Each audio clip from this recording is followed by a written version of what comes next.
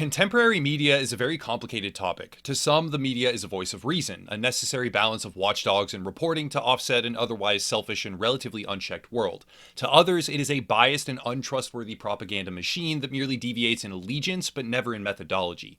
Today, I want to examine the woefully decrepit state of modern media, focusing specifically on the United States, especially in the lead up to what can only unfold as a pivotal moment in history with the 2020 election cycle, and make the case that what we see now is a pale shadow of what once held value and credibility. The media as we know it has become ground zero for manipulative and disingenuous dispersal of false or incompetent information.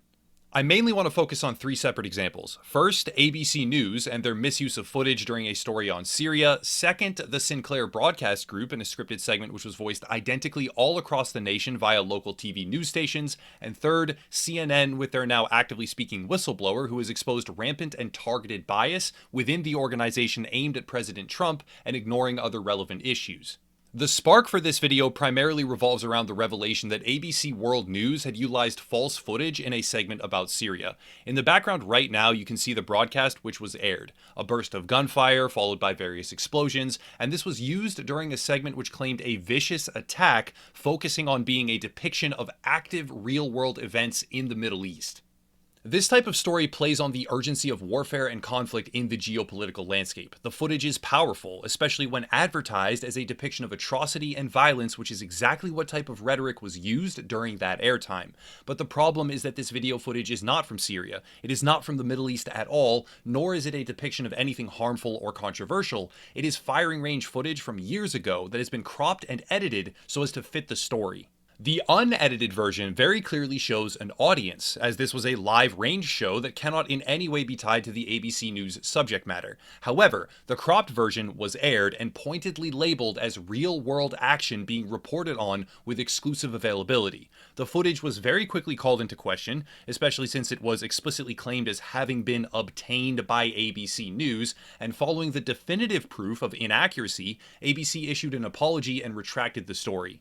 In the immediate aftermath of this broadcast, as ABC's integrity was rightly called into question, individuals such as Mike McIntyre, a reporter for the New York Times, took to Twitter to defend this broadcast as a simple journalistic mistake, rather than the often cited modern-day cardinal media sin of fake news.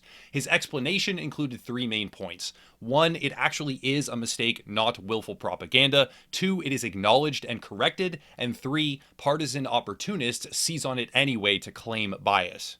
On a surface level, it may seem that way, but the reality is that corrections and retractions are very rarely issued for an incorrect story that is not fully and irrefutably exposed. ABC retracted and corrected this footage, yes, but that is a direct result of having no other viable option. During their broadcast, ABC explicitly said footage acquired by ABC News, but in a simple lineage trace down the line, it can be seen that the footage was shown earlier that week by a Turkish politician. There is no credible explanation for this lapse. Global News broadcasted false footage claimed as having been acquired by ABC, which to a manipulatively exact definition might be true. It was acquired, if that just means scraping it off of a tweet, or somehow miraculously utilizing the same fake cropped footage that a foreign diplomat used days prior. But even allowing for that lapse, the footage was then displayed alongside inflammatory headlines designed simply to attract attention, which can have very real and damaging effects all across the globe, while passing off this material as some kind of atrocity against civilians to a massive audience. This is just the latest in a long established pattern of media manipulation. The goal or intent is difficult to establish, and I cannot say with certainty that there was a knowing malice behind their actions, but at the very least, a vicious pursuit of clicks and viewership has allowed for a degradation of what is and is not greenlit to be broadcasted on a global scale. Media failure, however, is not restricted to one or two of the mainstream conglomerates, and contrary to what almost every news outlet will claim, it is not divided by partisan lines. Partisan bias is effectively the Alamo for current media giants. The claim that criticism or disagreement is from the left or the right, whatever their opposition may be, is like a child pulling the fire alarm every single day to get out of school. Everyone always responds to that fire alarm because there could be merit there, but pretty much every time you hear it, you are fairly confident it is utterly and completely useless. The same is true of partisan bias when it comes to the criticism of media credibility.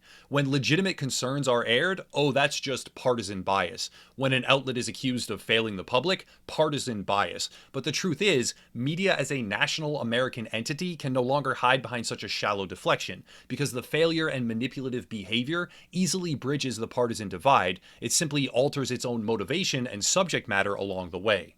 Next, I want to show footage from the Sinclair broadcast group, which owns dozens of local news channels all across the country. I've used this material before in a previous topic, but it is increasingly relevant now more than ever as the tragic shift in media credibility becomes more and more obvious. Sharing of biased and false news has become all too common on social media. More alarming, some media outlets publish things that simply aren't true without checking facts first. Unfortunately, some members of the media use their platforms to push their own personal bias and agenda to control exactly what people think, and this is extremely dangerous to our democracy. The words create a very chilling atmosphere when it is realized that these are not individuals. These are not unbiased or objective personalities there to disperse the highest possible caliber of information to an audience. These are employees being given a script and speaking through them, controlling their voice, is a higher authority that directly manipulates the message given to these local communities.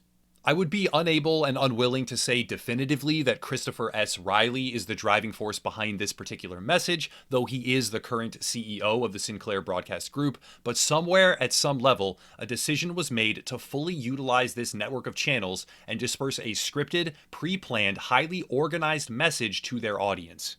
The Sinclair Broadcast Group is definitely a right-leaning organization. The emphasis on terminology such as one-sided during the descriptive segment aligns with the shallow deflection of partisan bias, and again plays into the fear of manipulation from the other side, which refers to anyone of the opposite political party, in this case Democrats, when the reality is that such manipulation is present in almost every facet of modern media, whether right or left.